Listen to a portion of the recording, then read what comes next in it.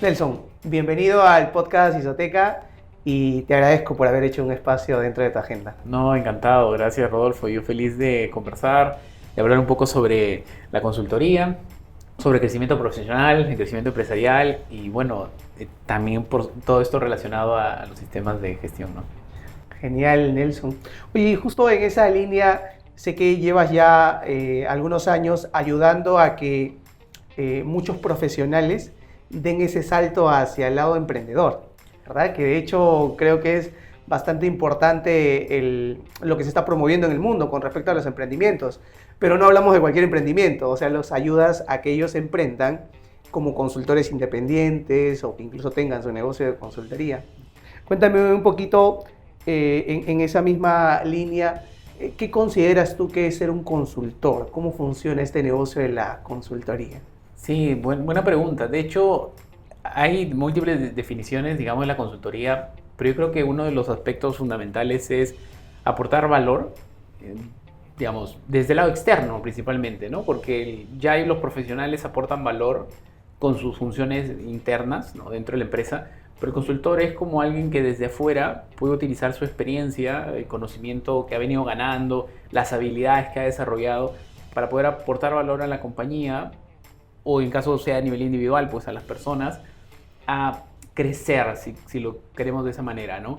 A poder acercarse a sus objetivos, ¿no? Lograr sus metas y no solamente usar la experiencia acumulada, ¿no? Sino usar la experiencia, el conocimiento, las habilidades, características propias, digamos, de las personas y poner ese valor en las organizaciones, ¿no? O sea, en resumen diría que lo central es eso y que por supuesto en el camino tiene una retribución económica por ello. Y si lo vemos como esa consultoría ética, entre comillas, para mí es que aportes más valor de lo que finalmente la empresa te está pagando a ti, ¿no?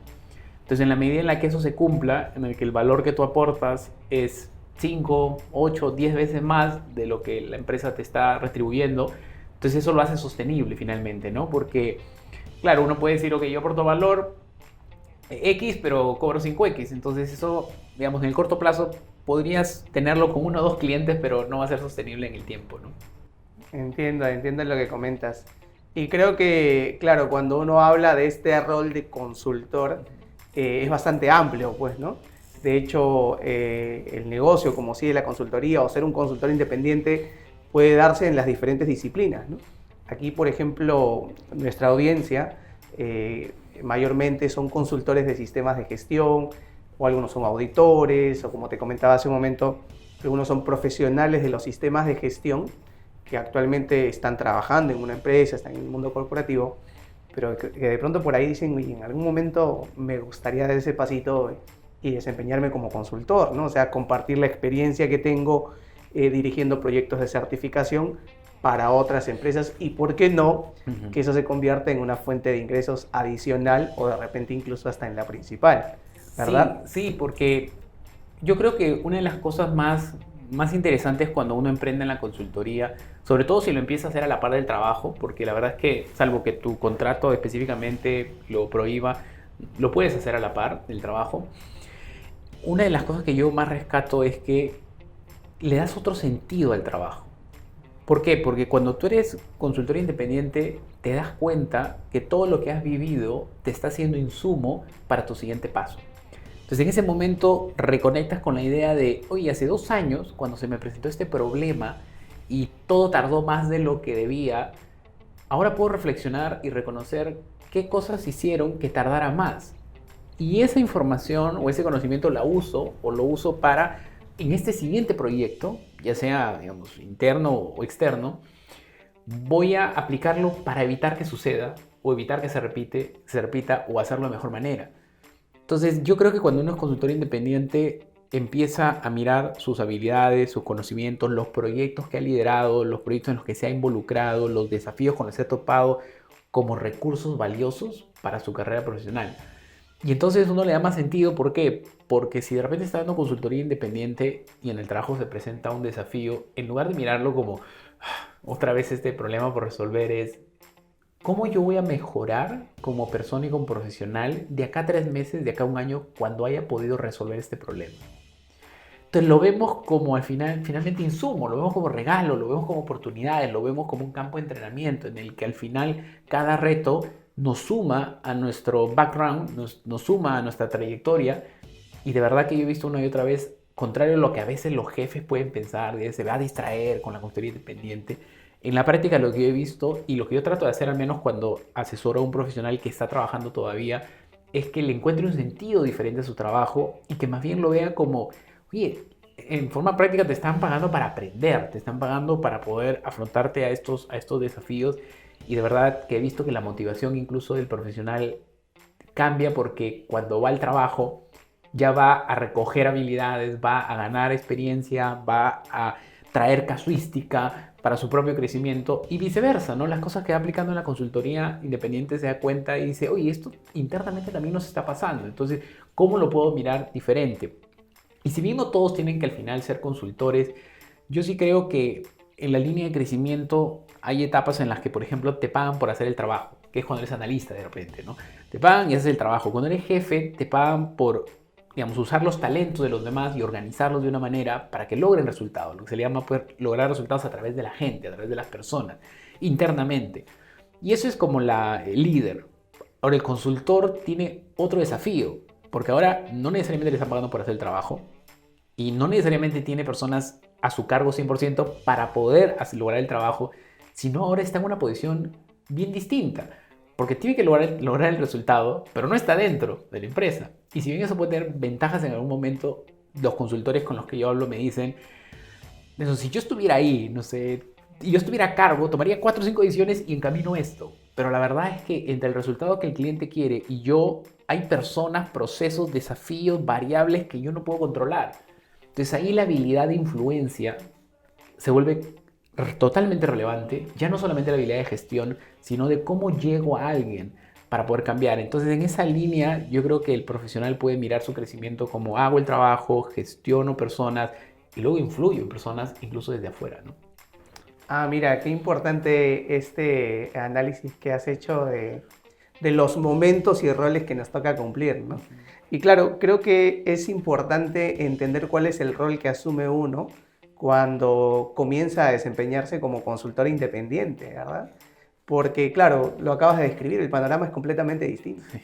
Oye, ahí se me viene una pregunta, Nelson, que es, entonces, ¿cómo alguien sabe si lo de ser consultor es para uno o no? Porque como tú bien lo dijiste, o sea, no todos tienen que ser consultores y de hecho acabas de resaltar que probablemente las habilidades emocionales o lo que llamamos habilidades blandas sean de pronto más críticas que las técnicas, ¿no? Sí, totalmente. Yo creo que en gran parte la respuesta viene mirando al pasado, no al futuro. Es decir, vívelo, experimentalo y luego mira atrás y pregúntate, ¿quiero más de esto o menos de esto? O sí quisiera más de esto, pero bajo estas características y ya no bajo estas otras, ¿no? Por ejemplo, cuando uno emprende, la idea que uno se hace en la mente es, tengo que hacer mi plan de negocios, tengo que elegir mi segmento de mercado, tengo que ver en qué me voy a especializar. Pero la práctica demuestra que en realidad es al revés. Empiezas a tener clientes, a dar proyectos un poco de este tipo, de este, lo otro. Y la segmentación no es tanto una decisión, como yo voy a ir a este tipo de cliente, es más bien un resultado, es un proceso. Vas a varios y luego dices, con este me quedo, con este no. Entonces, en principio yo creo que es el tema de probarlo, experimentarlo, pero también está el tema de que disfrutes enseñar. Y yo al menos en estos años sí me he topado con muchos profesionales que me dicen, Nelson, tengo las ganas de enseñar. Me han surgido las ganas de compartir lo que sé. Y cuando yo me topo con un profesional que le ha pasado esto en la vida, que ha sentido ese llamado, por así decirlo, en mi experiencia eso no se va.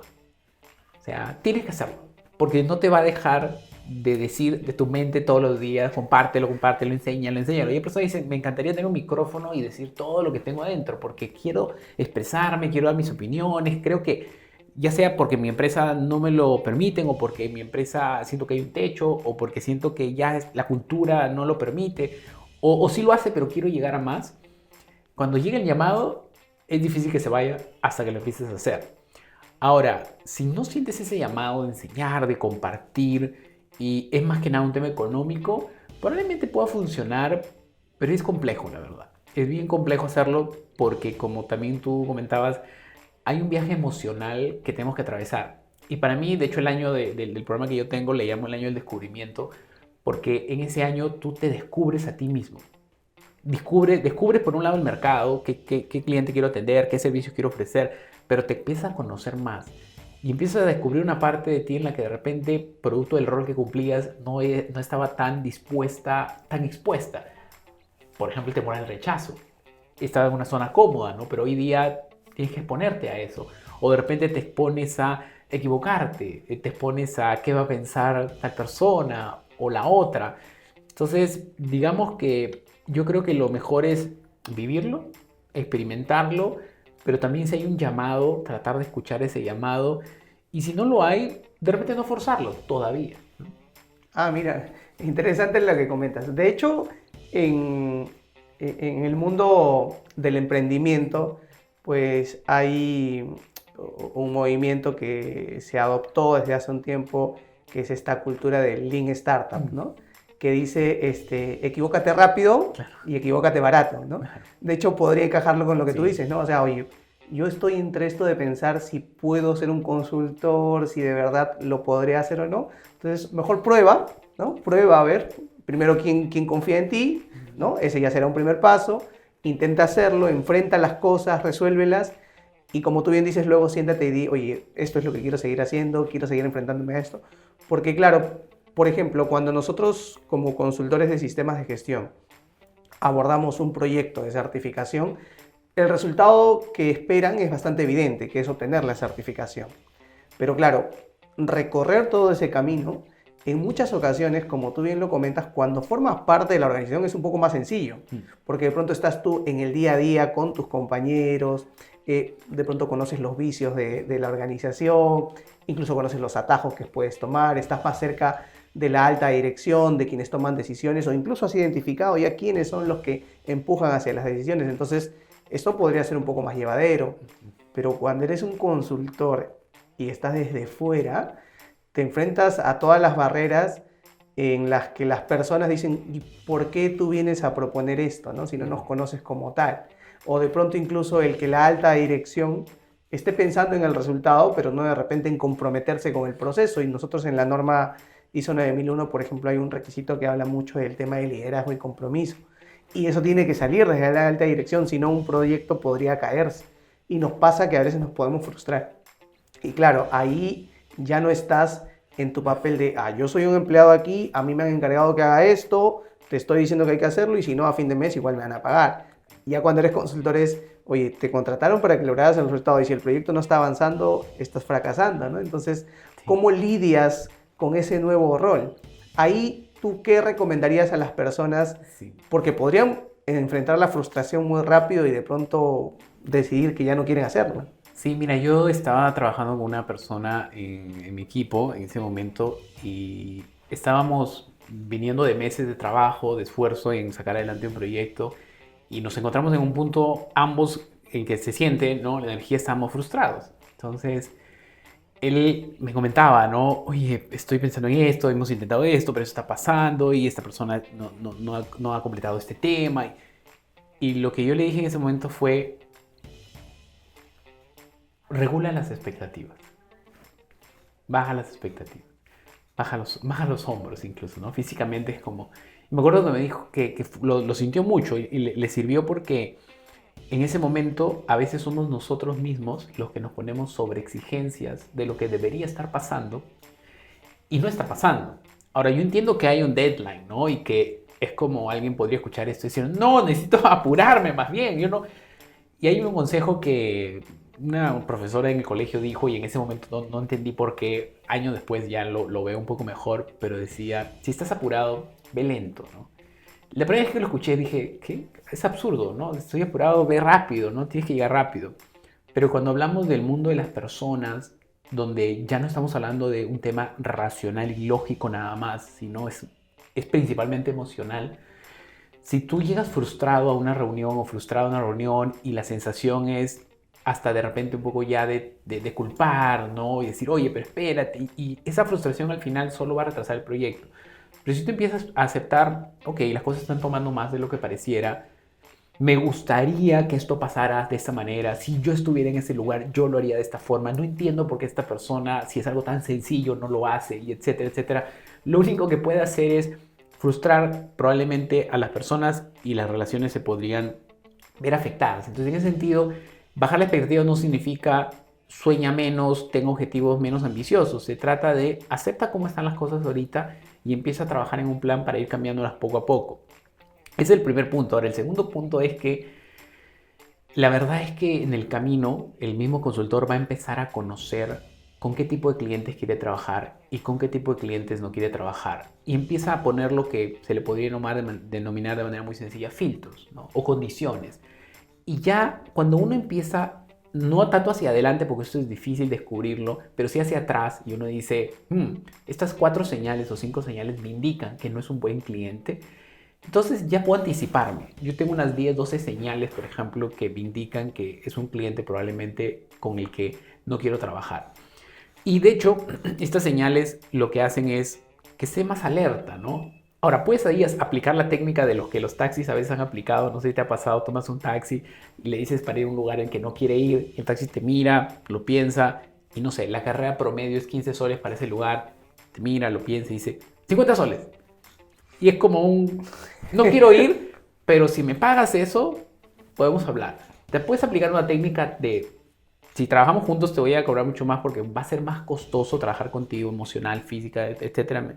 O puedo literalmente decirle, no te puedo ayudar. Ahora, yo sé que esto encaja con otra parte de, pero mi ingreso, necesito generar ingresos. O sea, hay todo un tema, pero si tienes al menos los filtros y empiezas a ser más exigente con el tipo de cliente con el que trabajas, más allá de que lo aceptes o no lo aceptes, tú vas a empezar a comunicarte de una manera que va a hacer que ese cliente realmente eleve su nivel de compromiso desde el inicio. Entonces, gestionar las expectativas sobre qué se espera de esa persona y ser firme. Hay un documental muy interesante sobre esto en Netflix, se llama Lecciones de vida de un entrenador. Y sale el entrenador de Serena Williams, por ejemplo, ¿no? Y Serena dice que llega pues toda, ¿no? Como es pues, la campeona y todo, y llega tarde, ¿no? Al entrenamiento. Y este coach de Serena Williams le dice, llegaste tarde. Y nadie entra tarde a mi zona de entrenamiento, tienes que llegar temprano. Y ella lo mira con una cara de, ¿sabes quién soy? ¿No?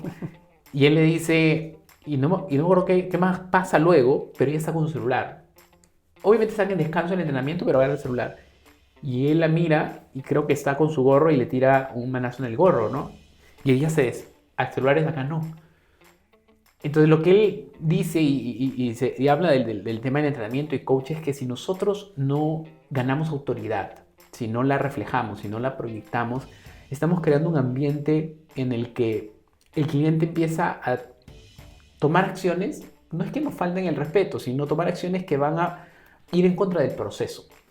Entonces la comunicación, las expectativas se vuelve crítica también.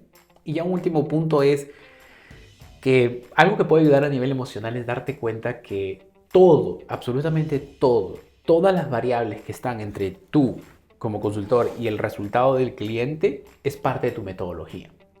¿Y a qué me refiero? Es tentador para el profesional o para el consultor decir, oye, no me están dejando avanzar porque aquí, acorde a mi proceso, tocaría hacer esto. Pero estamos teniendo discusiones sobre otro punto, o de repente no están enviando la información a tiempo, o ya le he dejado todo listo para que nada más lo suban y no lo han subido. Y uno empieza a divorciar el proceso de la ejecución o la implementación del proceso teórico de lo que hay que hacer. Y la sensación es, si tan solo hicieran lo que yo digo que hagan, estaríamos ahí más rápidamente. Entonces se cree en ese escenario que la relación humana no es parte del proceso, que la frustración de la persona no es parte del proceso, que el hecho de que la persona involucrada no tenga tiempo no es parte del proceso. Entonces operamos bajo un mundo ideal en el que está todo listo para implementarse y eso es más frustrante porque cada día que no es así, te choca. Pero si empiezas a mirar todo como parte de tu proceso y dices, ¿cómo puedo mejorar mi metodología para conseguir un mejor resultado? Y cuando digo mi metodología no me refiero a la metodología en este caso del ISO de repente, me refiero a la metodología del consultor en cómo pide la información, en qué momento se lo pide, en cómo maneja la reunión, etcétera, etcétera. Entonces estamos en mejor posición para influir por ahí, ¿no? Y mira, bueno, entiendo que todo esto que comentas, como tú bien lo mencionaste hace un momento, forma parte de un programa que tú has desarrollado para poder ayudar a los profesionales a que hagan esto de manera estructurada, ¿no? Porque de pronto sí, pues para alguien que quiere empezar a hacerlo, esto puede parecer una tarea dura, difícil y sobre todo en la que no hay una ruta que seguir. Así que me parece importante tener esa estructura. De hecho, hay algo en lo que yo coincido contigo y es que, mira, en mi equipo, dentro de Next Consulting, tenemos consultores, como tú entenderás, ¿no? Y de hecho, el éxito de un negocio de consultoría, ya cuando llevas a convertirlo en una empresa, es que tengas consultores junior, pues, a tu cargo, ¿no? Porque si no, no sería rentable el negocio. Entonces, ahí viene el consultor de más experiencia a entrenar a los demás. Y algo que yo repito y que creo que va en coherencia con lo que has comentado, es que probablemente el éxito de un consultor dependa en un 60%, para establecer una mayoría, de estas habilidades blandas y emocionales que pueda tener para tratar con las personas, para influir en ellas, para persuadirlas. Y yo dejaría el 40%, y en ocasiones creo que hasta menos, el tema técnico. O sea, tú lo has comentado, hay muchos retos que hay que afrontar con respecto al manejo de las personas. Y muchas veces cuando he visto que alguien ha fracasado en esto, porque de hecho también conozco a muchas personas, incluso colegas míos, que han intentado ir por este camino, y qué bueno que han sido inteligentes en algún momento en levantar la mano y decir, oye, esto no es para mí, yo me regreso al mundo corporativo, ahí puedo hacer lo que tengo que hacer, por aquí no, ¿no? Y muchas veces el fracaso ha estado en ello. Como tú mencionas, en no saber cómo pedir las cosas, o incluso en no adoptar la posición que el cliente está esperando de ti. Porque esto va por un tema de cuánta seguridad le transmites a ellos. Es como, por ejemplo, ¿no? Como la mamá cuando está en casa, ¿no? Y todos queremos ayudar a cocinar porque ya es tarde, ¿no? Y todos, ya, pero ¿qué hago? Y dicen, no, ya tú sacas la olla. Y al final nadie hace nada y no se avanza porque nadie transmite seguridad. Hasta que la mamá levanta la voz y dice, ok, listo, tú me pelas las papas, tú me haces lo otro, ¿no? Y entonces todos dicen, en ella podemos confiar y si hacemos lo que ella nos dice, vamos a avanzar, ¿verdad? De pronto los consultores a veces tenemos que tomar ese rol, ¿no? Porque si el cliente confía en nosotros y dice, no, yo lo que él dice y la forma en la que lo está diciendo incluso me transmite seguridad, entonces confío en él y voy a hacer lo que él dice. Entonces, a veces cuando no se logra ese match, es cuando pasa que el cliente comienza, y nos pasa en los proyectos de certificación, en que el cliente comienza a discutirte tus propuestas, ¿no? O sea, se supone que, claro, una empresa, por ejemplo, que quiere alcanzar una certificación, busca un consultor que tenga experiencia en esto y que le asegure que va a lograr el resultado. Entonces el consultor va con su plan de trabajo y le dice, oye, mira, tenemos que hacer el análisis de contexto, tenemos que hacer, no sé, una encuesta de satisfacción a los clientes. Y entonces, si tu cliente no está seguro de lo que tú le dices, te va a comenzar a cuestionar. ¿Y por qué? ¿Y para qué? Y ya no tiene mucho sentido porque es como ir al médico, ¿no? Y dice, doctor, me duele esto, y el doctor dice, ah, mira, vamos a darte una aspirina o vamos a hacer lo otro, y tú le dices, pero doctor, ¿por qué? ¿No? ¿Por qué usted me está recomendando esa pastilla? Quiero que me lo sustente. Ya no tiene mucho sentido, ¿verdad? Claro. ¿Te has encontrado con ese panorama? Sí, sí, de hecho, o sea, es un buen punto, ¿no? Y creo que mencionabas al inicio la definición o cómo veo la consultoría. Otra forma de ver la consultoría es poder ayudar al cliente a que vea sus recursos de manera distinta. Como consultores, nuestro rol no solo es traer nuevos recursos, rara vez ahí está la solución. El consultor normalmente ayuda a que el cliente gestione de mejor manera sus recursos, le saque mayor valor a los recursos que ya tiene, o implemente soluciones para no perder valor dentro de la empresa, sino más bien con los recursos que tiene, hacerla más valiosa, ¿no? Entonces, poder ayudar al cliente a ver sus recursos de forma diferente para poder usarlos de manera distinta requiere influencia. Entonces, en gran parte requiere influir en la perspectiva del cliente, es decir, cómo está viendo las cosas y cómo debería verlas. Y ahí hay un libro bien interesante que se llama Cómo lograr que tu consejo sea tomado en cuenta. Y es un libro que, digamos, en todo su propósito es ayudar al profesional, al consultor, cómo planteo ideas de una manera en que el cliente diga, excelente, vamos adelante. Y con lo que mencionas es precisamente que si es que nosotros no creamos el espacio y el ambiente necesario para que el cliente esté dispuesto a escucharnos, probablemente la dinámica va a ser bien compleja. Y si quisiéramos, bueno, no vamos a poder resumir el libro, ¿no? Pero si quisiéramos dar algunas recomendaciones es que por cada consejo que tú des, primero tienes que haber hecho unas 3, 4 o 5 preguntas. Entonces, si yo llego y doy un consejo, es como alguien dijera, llega a casa y dice, ay, estoy estresado. Y vive con un psicólogo, una psicóloga, un psiquiatra, lo que fuera, y esa persona voltea y le dice, ok, haz esto, y se te va a ir el estrés. La probabilidad de que la persona lo haga es mínima o casi imposible, ¿no? Porque no se ha sentido escuchada, no ha sentido que han podido entender su situación específica. Por más que yo como consultor o como coach emocional podría decir, entonces no pienses en lo que te preocupa. Y esa persona va a decir, o sea, estoy estresado, ¿no? Entonces ahí, antes de dar un consejo, pregunta 3, 4 cosas. Cuéntame más, cuéntame qué te está estresando, qué ha pasado en la oficina, y cómo te sientes al respecto, y qué has pensado hacer, y hay algo en lo que tú crees que te puede ayudar. Y luego de que conversas eso, la persona se siente escuchada, entendida, y luego puedes no decir qué hacer, pero puedes preguntar, ¿has pensado hacer esto? Bueno, sí lo había pensado, pero no sabía cómo. ¿Te interesa que te diga cómo? Podría ser. Entonces, manejar técnicas de comunicación, ya sea, podría ser, por ejemplo, los escenarios típicos. Mira, acá yo observo, ¿no? Acá yo observo 2 opciones. La primera opción es que sigamos haciendo las cosas, ¿no?, de esta manera, y probablemente lo que va a pasar en 3 meses es esto, y eso va a significar tal y tales cosas.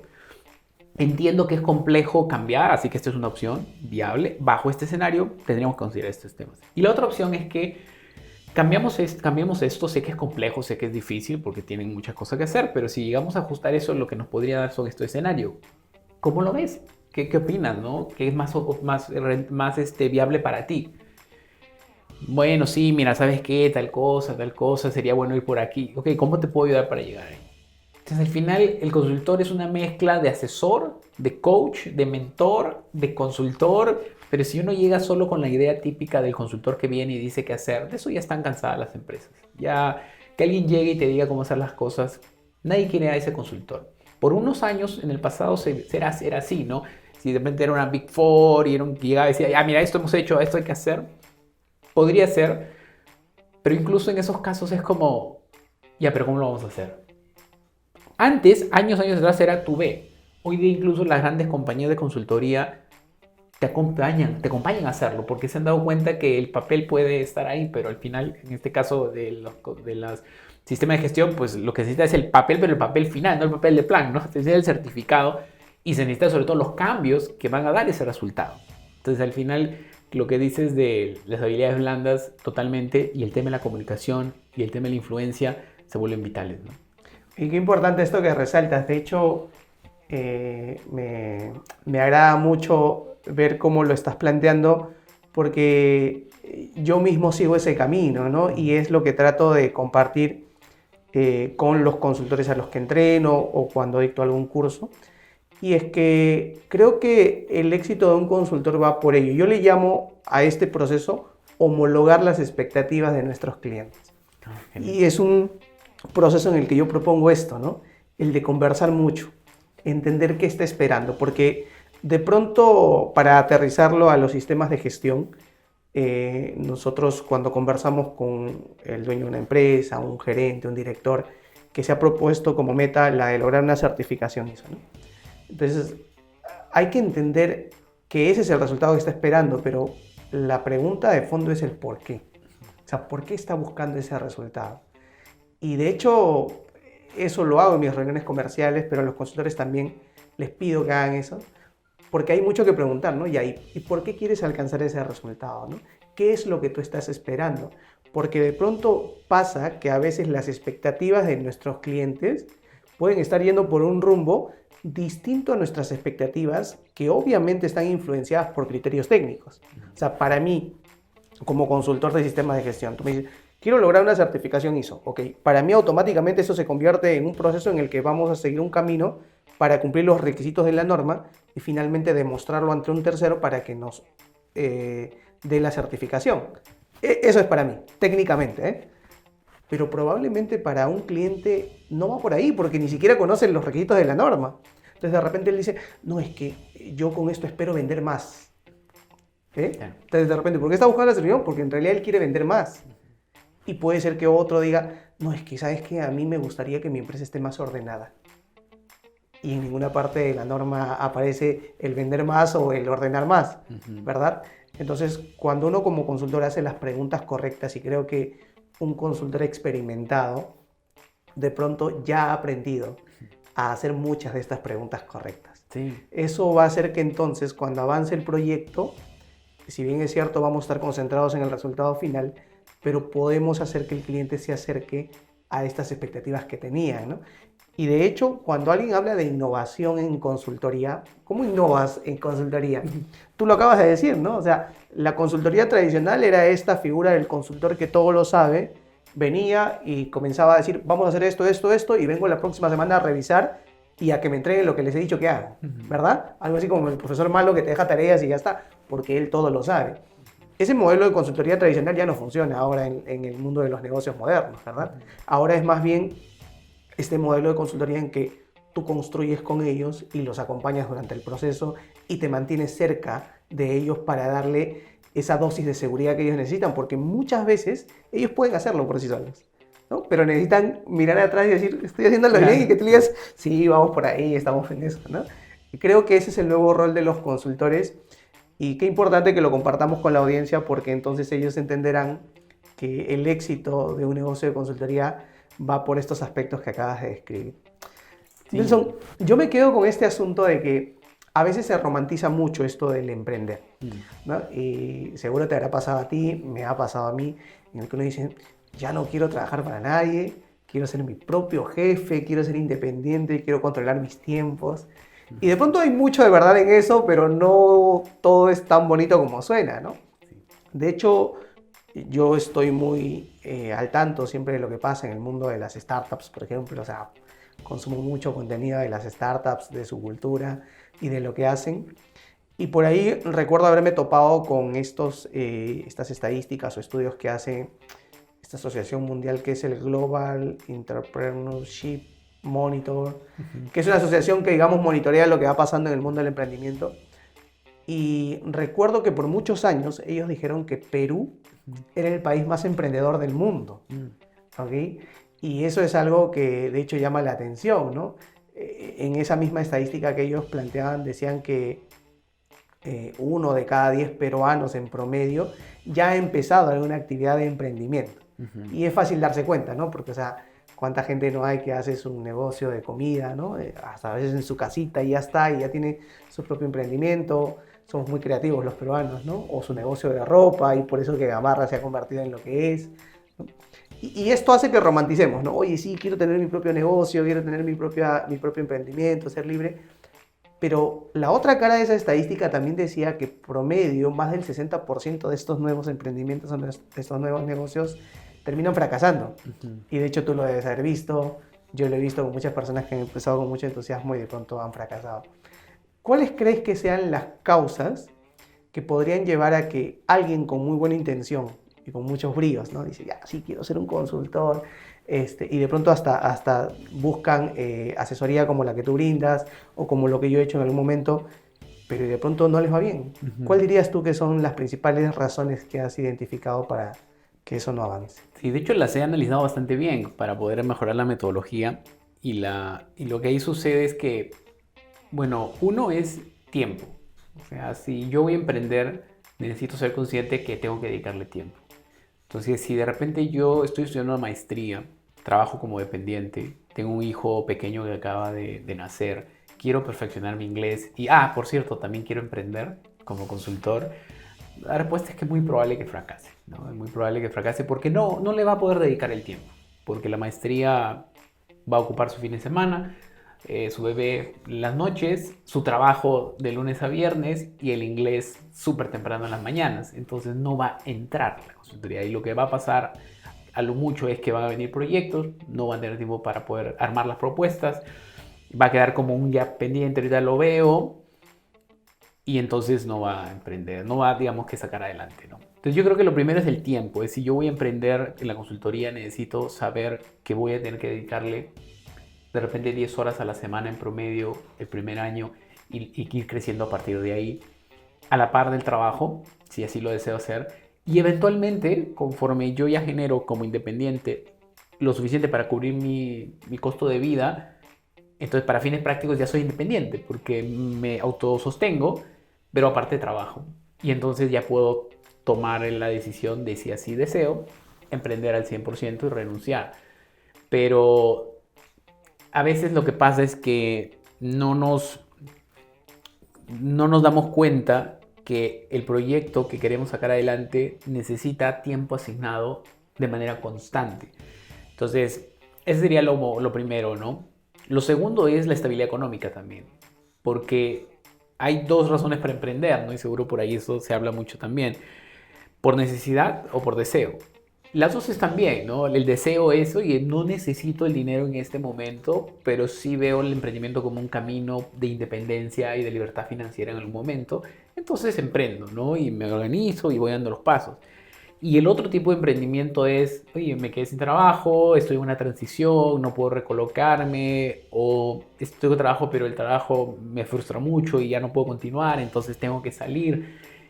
Pero para fines prácticos no tengo ingresos estables y tengo tiempo, pero estoy frustrado y estoy abrumado y no sé cómo usar ese tiempo adecuadamente y la presión económica está subiendo. Entonces, digamos que una de las razones o la segunda razón por la que el emprendimiento puede, digamos, entramparse en el camino es por no tener cierto grado de estabilidad económica. Porque cuando alguien quiere emprender, a veces la idea es voy a emprender porque necesito dinero. Eso no es una muy buena forma de verlo, porque es más bien porque tengo dinero voy a emprender, porque el emprendimiento es un riesgo. Entonces, si yo tengo algo estable, que es mi trabajo, yo tengo flujos, entonces emprendo, porque tengo estabilidad y quiero apuntar a mi futuro, y mi futuro lo quiero complementar. Pero si yo no tengo ingresos fijos y necesito ingresos fijos, que puede pasar, no tengo ingresos fijos, pero estoy solo o estoy sola, vivo todavía en casa, me autosostengo, tengo tiempo, si no me funciona esto en 3, 6 meses, 8 meses, no pasa mucho, es diferente, ahí para adelante. Pero si tú necesitas generar tu costo de vida en los próximos 30 días, porque depende de tu familia depende de eso, y no tienes un trabajo fijo, a veces, y esto va a depender de cada caso, pero yo les recomiendo no emprendas, busca trabajo, recolócate, tenga esa estabilidad fija y ya lo emprende. Ahora, dicho eso, ¿qué pasa con el que ya emprendió y ya está en medio de todo el escenario y no tiene? Entonces ahí lo que hay que hacer es empezar a hacer un uso más eficiente del tiempo. Necesitamos tomarlo en serio, necesitamos empezar a decir, oye, no es que está tranqui esta semana, o es que esta semana no han salido proyectos, entonces estoy free. No, o sea, lo que hay que hacer es designar 40 horas netamente el trabajo, y si tienes un solo proyecto que te toma 10 horas, las otras 30 es netamente comercial. O sea, acá la fórmula es sencilla, puede ser más compleja, pero es sencilla en el sentido de todo tiempo que no estás pasando llevando un proyecto, tiene que ser pasado consiguiendo proyectos.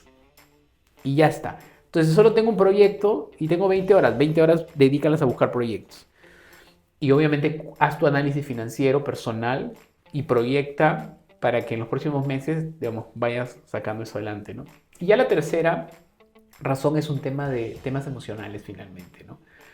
Porque hay personas que han pasado mucho tiempo en el backstage, nunca han estado adelante, no han tenido ese relacionamiento con clientes, lo que ellos hacían dentro de todo era predecible, era numérico, era analítico, pero ahora se enfrentan al desafío de, wow, tengo que hablar con personas, tengo que exponerme, tengo que venderme y no estoy acostumbrado.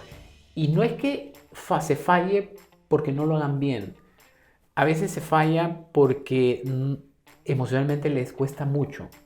Les da temor al fracaso, tienen temor al rechazo, tienen temor al que dirán, tienen temor a que no sea perfecto, tiene temor. Entonces, si emocionalmente eso no se trabaja, ya sea teniendo ayuda profesional o teniendo un coach, o teniendo alguien que te guíe y te empodere y te dé las herramientas, sobre todo si no has tenido esa experiencia, yo diría que esa podría ser la tercera razón principal.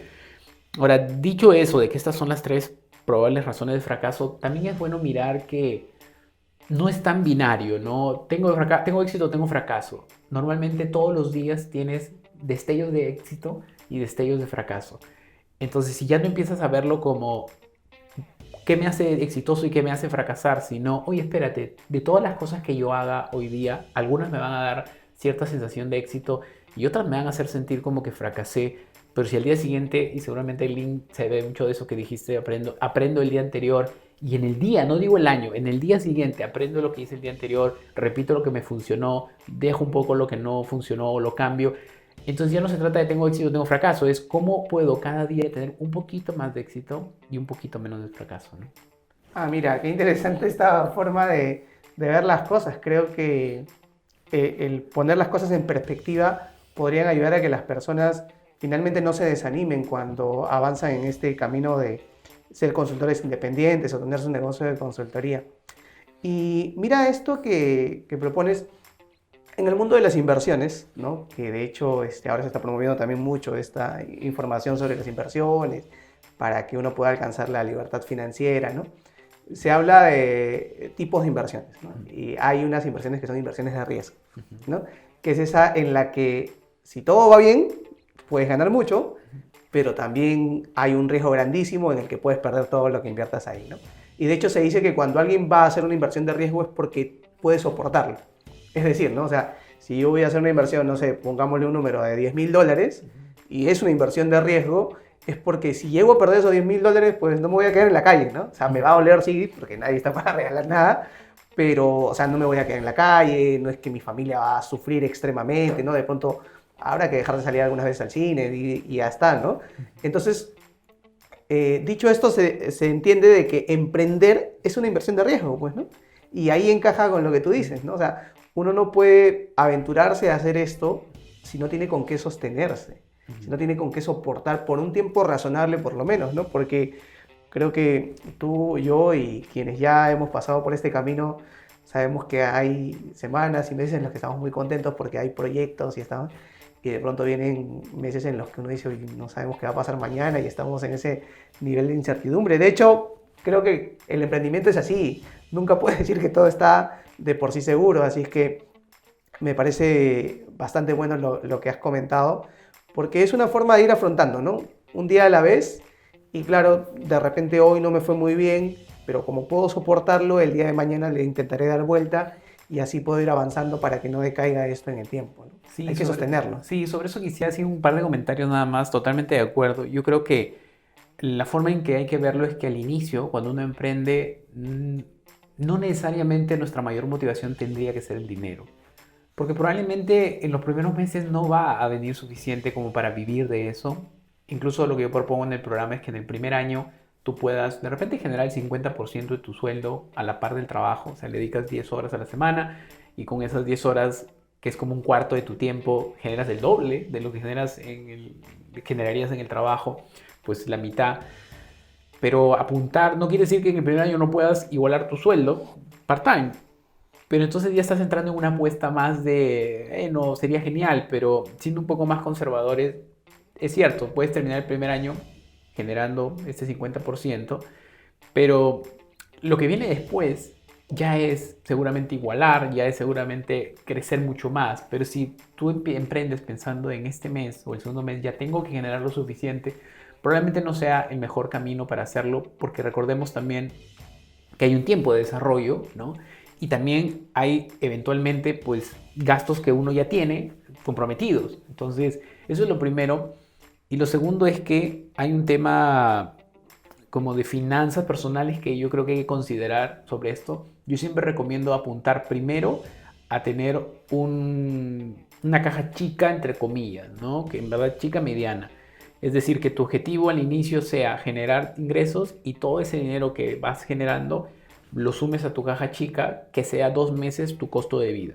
Entonces, si tu costo de vida es 15,000 mensual, pues la idea es que en esa caja, entre comillas, ¿no?, chica, tenga 30,000 soles, ¿no? Y que esos 30,000 soles no lo toques, no entre al gasto familiar, porque todos sabemos, entra gasto familiar y se desvanece, porque obviamente hay muchas cosas que cubrir, pero que se quede en la caja chica del emprendimiento, si se quiere.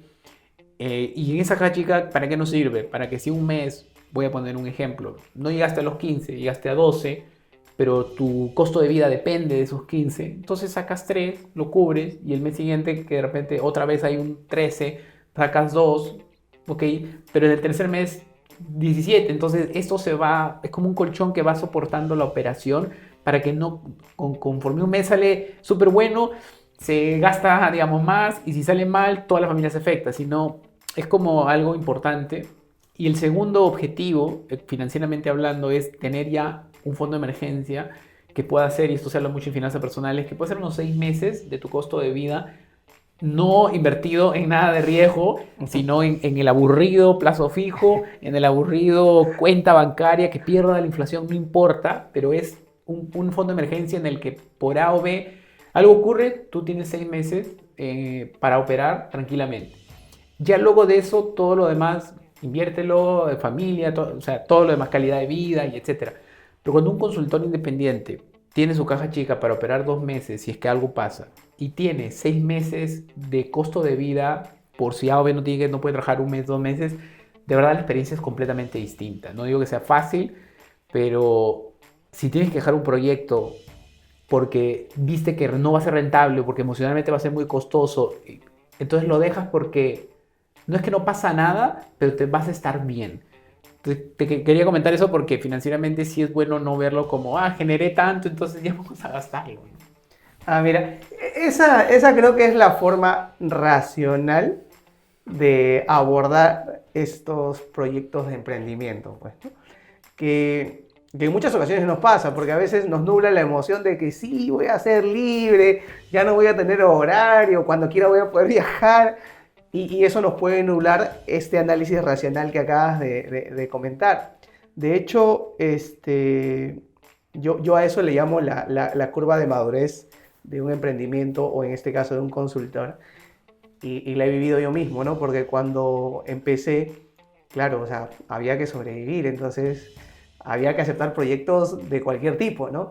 Sean muy buenos, el cliente te conteste, no te conteste, o a veces clientes hasta que te maltratan, ¿no? O sea, como que no son muy respetuosos, y uno, ya no importa porque tengo que llegar a fin de mes y hay que aceptar, ¿no? Entonces, claro, ahí está lo que tú dices: si no tenemos un respaldo, no hay un colchón financiero que nos pueda aguantar eso, entonces uno se sumerge en este mundo y comienza a desencantarse, ¿no? Y comienza a aumentar las frustraciones, y comienza a aumentar también los cuestionamientos si debo hacer esto o no.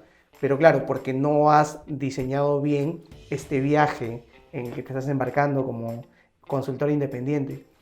Nelson, ahí yo critico mucho a nuestro sistema educativo, ¿no? O sea, que nunca nos preparan, pues, para que podamos emprender, para que podamos dirigir un negocio, ¿no? O sea, podemos ser muy buenos técnicamente como ingenieros, como... De pronto la profesión que tienes tú como administrador es la que más te orienta hacia poder dirigir una empresa, pero incluso hasta estos programas todavía tienen un margen grandísimo para mejorar, ¿no?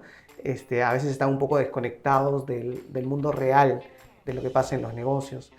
Entonces, y más, imagínate tú, dentro de los consultores de sistemas de gestión, tenemos a muchos ingenieros, no necesariamente profesionales que hayan llevado una carrera para dirigir un negocio. Entonces, usualmente lo que sabemos hacer es eso, ¿no? Implementar los requisitos de la norma, llevarlos hacia la certificación, pero nadie nos enseña qué más hay que hacer, o esto de, oye, ordena tus finanzas personales, ¿no? Para que puedas afrontar de buena forma los proyectos que pueden o no pueden venir en el futuro. Ahí viene mi pregunta, y creo que se relaciona mucho con el programa que tú has desarrollado, de entonces, ¿cuál sería la ruta que debe seguir un profesional si quiere comenzar a desempeñarse como un consultor independiente o tener su negocio de consultoría? ¿Cuál es esa ruta que hay que seguir?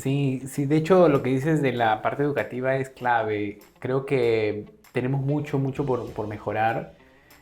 Yo tuve la oportunidad de enseñar en la universidad 2 ciclos y, digamos, sí tuve una buena experiencia en el sentido que mi requisito fue: yo armo la currícula y yo dicto el curso, pero yo armo mi propia currícula, no voy a dictar un curso ya creado, y tengo que incluir aspectos de empleabilidad o aspectos, digamos, de emprendimiento. Y de hecho el primer ciclo enseñé 4 habilidades, y en el siguiente ciclo enseñé cómo utilizar esas habilidades para generar ingresos. Entonces creo que hay muchas cosas por ahí que mejorar. Pero hablando de la ruta, entonces, yo lo veo como un viaje de 3 años, ¿no? en el que en el primer año el objetivo es que mientras trabajas puedas generar entre el 30 y el 50% de tus ingresos, de tu sueldo, digamos, dedicándolo unas 10, 12 horas a la semana. Es el primer hito.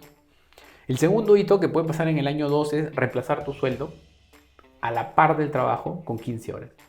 Entonces estamos hablando que ya tú generas el doble, pero le dedicas solamente 15 horas más de trabajo.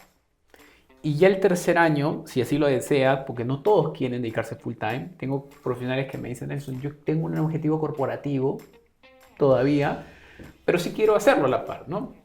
Pero si ya alguien dice, oye, quiero dedicarme a esto full time, el tercer año el propósito es ya, ¿no?, dar el paso, ¿no?, renunciar, si decirlo, ya tienes la base y dedicarte full time y duplicar tus ingresos para que ganes el doble de lo que ganabas en el trabajo, pero independiente, ¿no?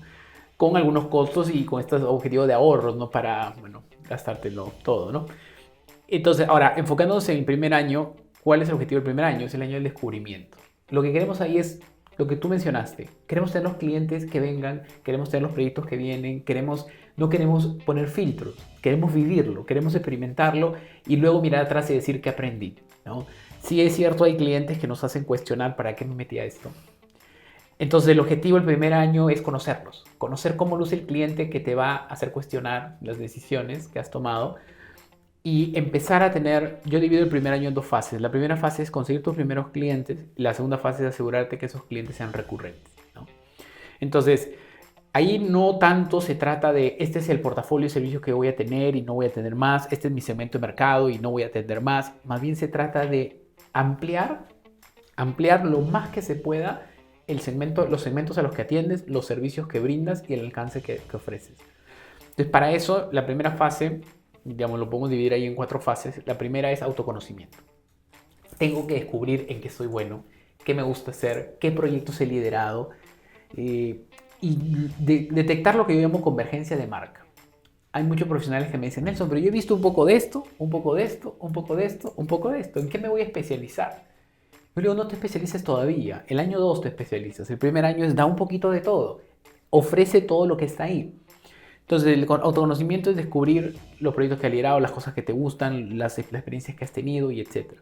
Con ese autoconocimiento, ya tú vas a poder decir, interesante, estos son todos los servicios que yo podría ofrecer. Estas son todas las habilidades que yo he venido desarrollando. Y si bien podría ser, en este caso, pues el ISO un servicio específico, es el tema que tú mencionabas de las preguntas.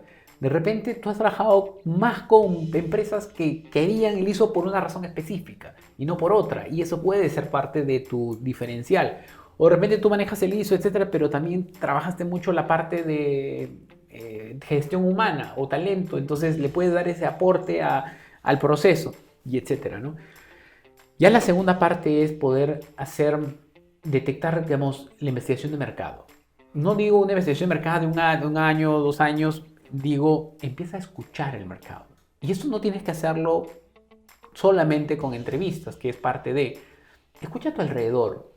Creo que una de las habilidades más importantes que los profesionales tienen que desarrollar es la capacidad de detectar oportunidades de mercado a través de conversaciones cotidianas. Estoy seguro que muchos profesionales, cuando van a un almuerzo, cuando van a una cena, cuando van a un reencuentro, ya escuchan a personas quejarse de cosas.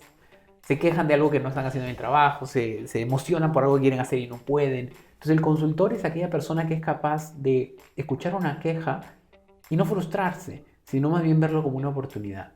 Y si alguien dice, me quejo porque mi cargo me piden una cosa y luego me piden otra, el consultor tiene que ser capaz para decir, interesante, duplicidad de procesos. Interesante, perfil de puesto no completo. Ya, conversemos un poco más, cuéntame sobre eso, ¿no? Y engancharse en una conversación natural que luego desencadene en reunámonos a conversar un poco más. Entonces, la idea es convertir, en esta etapa de escucha de mercado que le llamo investigación de mercado, es convertir las interacciones diarias en conversaciones un poquito más estructuradas para poder entender necesidades y luego proponer soluciones. Pero Nelson, ¿qué servicio ofrezco? Dependiendo de con quién converses. No necesitas ahorita tener una estructura más compleja. Si de repente alguien solamente necesita que le ayudes a armar un perfil, ofrécele eso. Si alguien solo necesita, ni siquiera una auditoría, necesita revisar cómo están internamente, ofrécele esa revisión. Entonces, si empezamos a detectar las interacciones que ya tenemos, por cierto, vemos como oportunidades. Y si las llevamos un poquito más allá, y ahí viene lo que yo llamo la habilidad de proponer. O sea, tenemos que proponer, oye, ¿qué te parece si nos reunimos y te muestro un esquema que yo uso para eso? ¿Ah? ¿O qué te parece si te envío una plantilla para que veas si te puede funcionar? Entonces, se trata de ser útiles, de entregar valor, de generar reuniones y naturalmente en 50% de los casos de estas reuniones es la misma persona la que te va a decir, ¿y tú me puedes ayudar con esto? Entonces, el servicio no es algo que tú creas en un laboratorio y lo lanzas, es un servicio que construyes y, como dijiste, co-creas en las mismas reuniones. Entonces, soltar un poco ese temor a conversar, soltar ese temor a reunirte, a ofrecer, es parte importante del segundo paso. El tercero ya es empezar a estructurar un poco más encaminada. Muchos tienen el know-how, pero están en su mente. Hay que aterrizarlo, hay que hacerle un método, hay que darle un esquema, una plantilla. Yo he visto que todos los profesionales tienen un know-how que es el insumo para propiedad intelectual, pero no lo aterrizan. Entonces, sentarse, estructurar, organizar, desarrollar propiedad intelectual, el tercer paso. Y el cuarto ya es empezar a posicionarte en el mercado con mucho el tema de ver comunicación. Es importante el marca personal, pero ¿cómo te comunicas? Porque tú puedes conversar con alguien y generar un negocio interesante si te comunicas de la manera correcta, o puedes reunirte con alguien y terminar como siempre reunido de coordinemos, ya nos vamos viendo. La diferencia en un coordinemos, ya nos vamos viendo, a nos vemos mañana para trabajar, es cómo te comunicas. Entonces, ¿cómo te presentas? Hay personas que les cuesta hablar en primera persona. Yo logré esto, yo hice esto. O está bien, son un equipo, juntos lograron algo. Pero también es importante que veas tus capacidades y las comuniques. Hay una palabra que de alguna manera tiene un estigma, ¿no? Que es el poder. Porque las personas creen que el poder es malo, ¿no? O que las personas quieren poder, lo quieren por razones equivocadas. Entonces eso hace que uno no quiera lucir poderoso, no quiera lucir autoridad, no quiera lucir creíble. Pero en la consultoría, como en el mundo también creo yo profesional, necesitas comunicar que eres experto. Y antes de ser consultor, lo que las personas tenemos que tener en nuestra mente es, eres experto.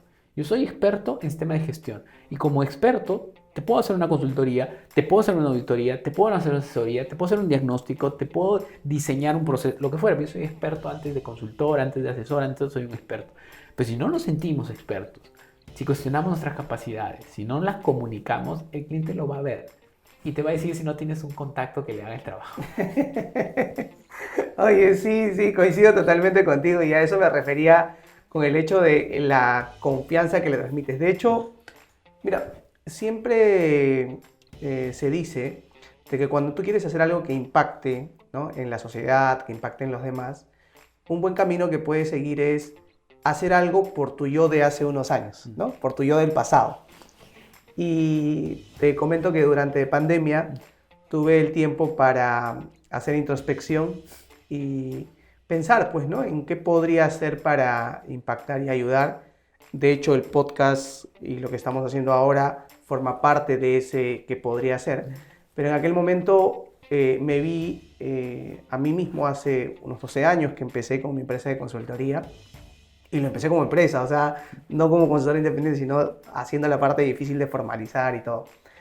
Y entonces, en aquel momento, sin ninguna guía, no había a quién preguntarle, porque de pronto, hace 12 años, incluso hasta las costumbres culturales eran muy distintas, ¿no? Ahora, por ejemplo, se da mucho esto de que probablemente tú y yo en algún momento podríamos ser competencia, ¿no?, frente a un cliente, pero estamos conversando aquí y de repente compartiendo cosas que hace 12 años no era, ¿no? Todo se trataba de ocultar. Entonces dije, ¿de qué forma podríamos ayudar a las personas que están queriendo hacer esto? Para que lo hagan bien. Porque de pronto también si van a ser competidores en el mercado, que sean competidores de los buenos, pues, ¿no? Claro, de los que valoren el mercado. Claro. Entonces, ahí fue cuando diseñé un curso en el que compartía este tipo de información. Y muchos me decían, pero oye, ¿qué vas a dar en ese curso, ¿no? Les decía, por ejemplo, yo en su momento no sabía cómo, me decían, ya, envíanos una propuesta comercial. No sabía cómo hacerla, ¿no? Nadie me había enseñado, eso no te lo enseñan en la universidad. Entonces yo decía, ya, en este curso voy a enseñar cómo hacer una propuesta comercial, cómo aterrizar tus ideas para que lo entiendan y entonces puedan contratar. No, pero entonces lo mismo que tú haces ellos van a hacer. O sea, podría ser, pero cada persona encontrará su forma, ¿no? Les podemos dar las bases para eso. Ya, ¿qué más vas a contar ahí? cuánto se debe cobrar o cómo se cobra, ¿no? Ya está. Oye, pero entonces vas a formar a tus propios competidores. Y yo le decía, podría ser que sí, ¿no? Pero, o sea, pero creo que es una buena práctica esta, la de compartir, porque así generamos impacto y también seguimos aprendiendo más y de pronto formamos una comunidad, ¿no? Y lo hicimos en aquel entonces y de hecho tuvimos muy buenos resultados. Me permitió conocer a muchas personas que han iniciado ya su negocio de consultoría y con los que seguimos en contacto y seguimos preguntándonos cosas y eso me parece muy bueno, ¿no? Y esto que tú comentas de cómo uno tiene que ir avanzando, me da la idea de que esa es la estructura que necesitamos, ¿no? O sea, lo que tú has podido desarrollar es una estructura dentro de este mundo caótico en el que uno dice por dónde empiezo y cómo voy. Y de hecho creo que los servicios profesionales, Nelson, son los que menos barreras de entrada tienen. Porque cuando tú vas a emprender, por ejemplo, no sé, en un restaurante, hay pues una barrera de entrada de por sí que es la inversión misma, ¿no? O sea, conseguir el local, conseguir los insumos, los equipos y todo, que de por sí ya implican una inversión importante y un riesgo grandísimo. Pero cuando uno emprende en servicios, o sea, creo que es lo más sencillo, ¿no? De hecho, mi primer emprendimiento fue cuando tenía 17 años, estando en la universidad. Fue un negocio de servicios profesionales, en aquel entonces dar clases particulares, ¿ok? Que era lo que uno tenía cuando es universitario, ¿no?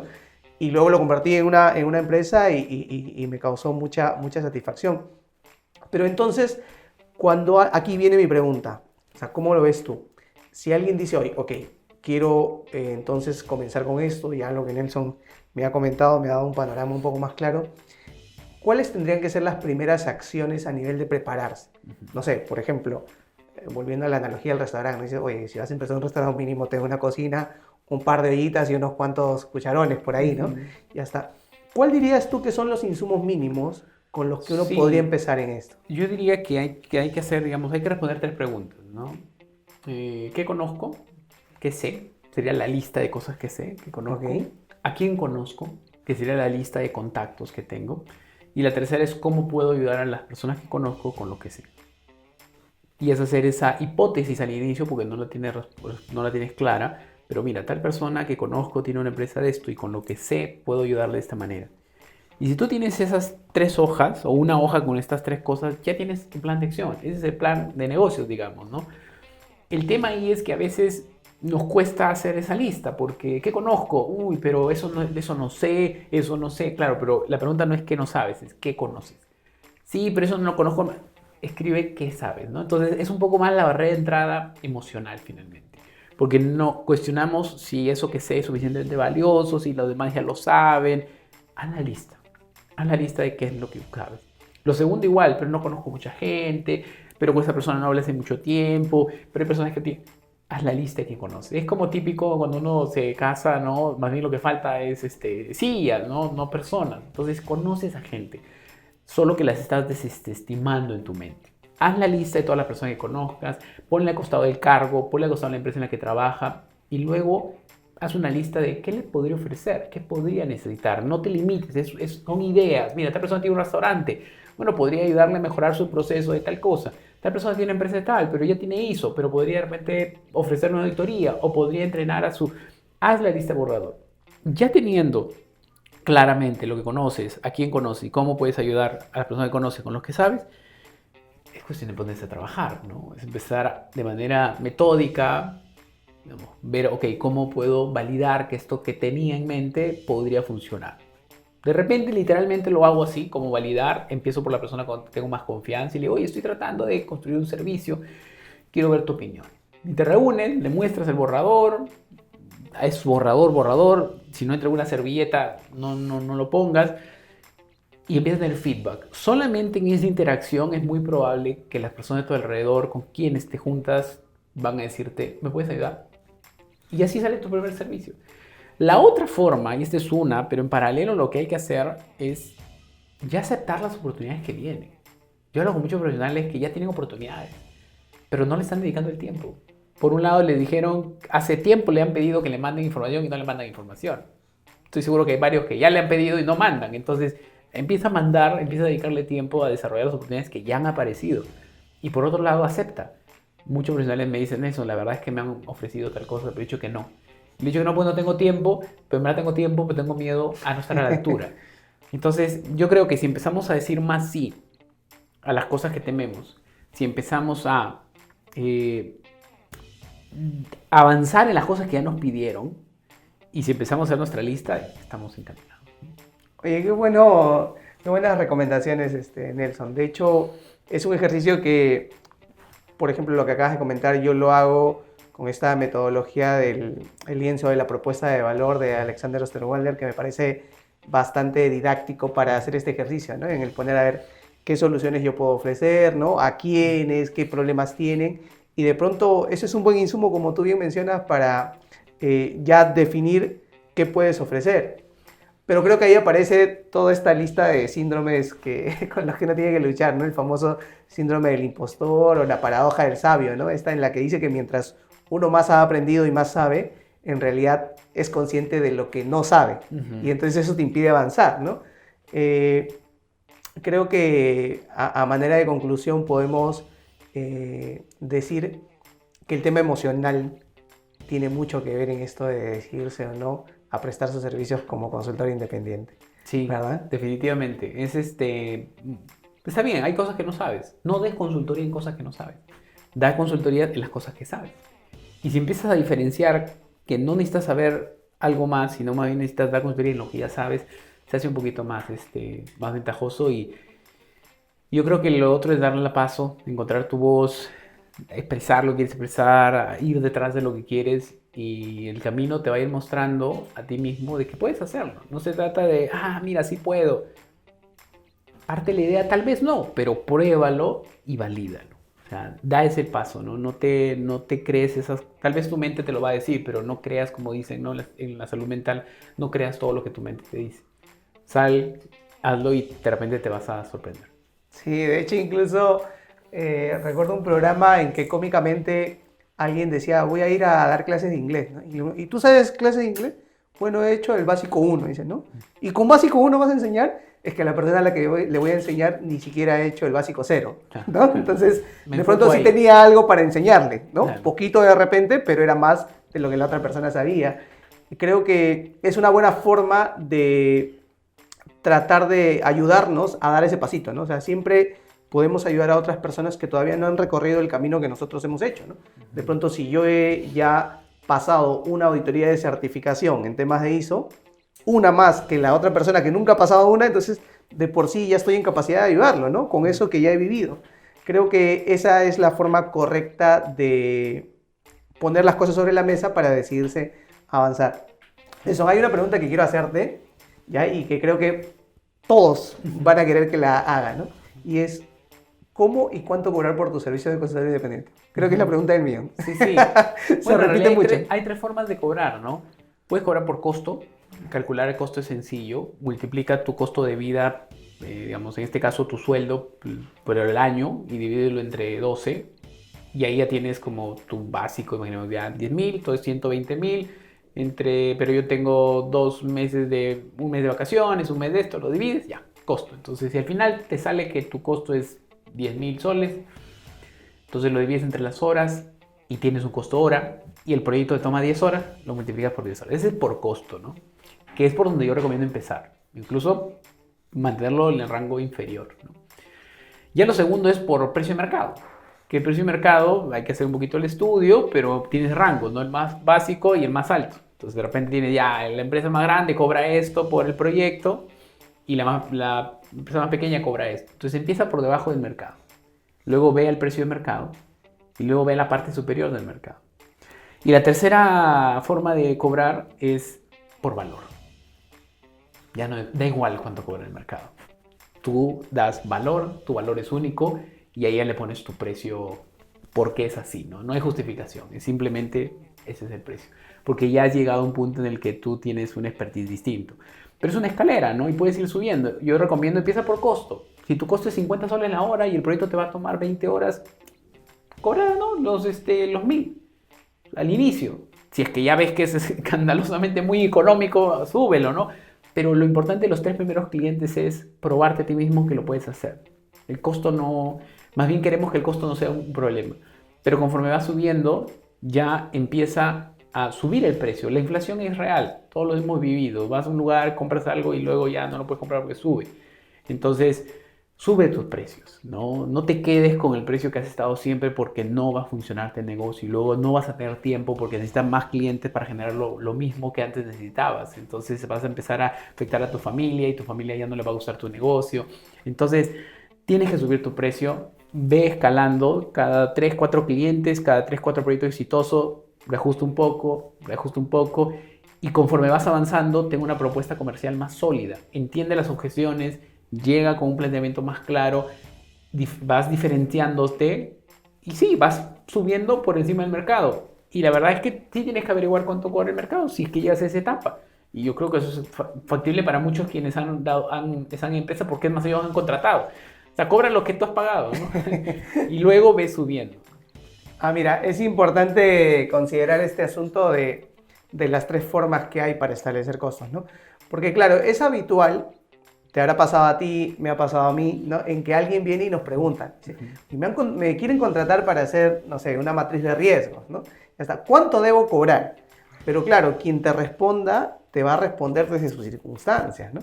De pronto, si ya uno ha pasado por muchos proyectos, tiene 10 años de experiencia, de repente va a cobrar 10x, ¿no? Pero y si tú cobras esos 10x, lo más probable es que te desestimen y nunca más te vuelvan a preguntar por ningún servicio, ¿no? Entonces, digamos, no es una buena práctica esta de preguntar, porque ahí estarías en este asunto de ver el valor de mercado. Pero la pregunta es, si todavía no estás en el mercado, todavía no tienes cómo competir con estas ofertas del mercado, ¿para qué harías eso, no? Entonces, mejor es empezar por tu costo. Y puede ser que estés por debajo de, ¿no? Pero de pronto eso ya te abrirá las puertas a que entonces perciban tu valor y en las próximas ya puedas poner el precio un poco más arriba de eso, ¿no? Es un buen camino por ahí y creo que es algo que les preocupa a muchas personas. ¿Sabes por qué? Porque siempre está este tema de que ya estoy cobrando y si me dicen que sí, ¿y qué tal si estoy cobrando muy poco? No importa, ¿no? La primera, segunda, no importa, aprendes y avanzas. Esa es la posición que tenemos en él. Nelson, me gustaría cerrar esta buena conversación que hemos tenido y que ha sido muy instructiva, estoy seguro, para toda nuestra audiencia, con esta pregunta. ¿Cómo ves el mercado de la consultoría? ¿Crees que ahora es un buen momento para aventurarse a ser un consultor independiente o a tener tu empresa de consultoría? Sí, ahora más que nunca, ¿no? EY hace 2018 lanzó una estadística que el 80% de los profesionales van a ser independientes en los próximos años. Para el 2030 se espera de 8 de cada 10 van a ser independientes. Entonces, yo creo que la mayoría del mercado va a ser freelance, va a ser independiente. Las empresas están tercerizando casi todo, más o menos su centro de operaciones de valor. Entonces, yo creo que la consultoría va a existir, es más bien preparémonos hoy día para ese mundo independiente. Yo le llamo el boom del consultor independiente.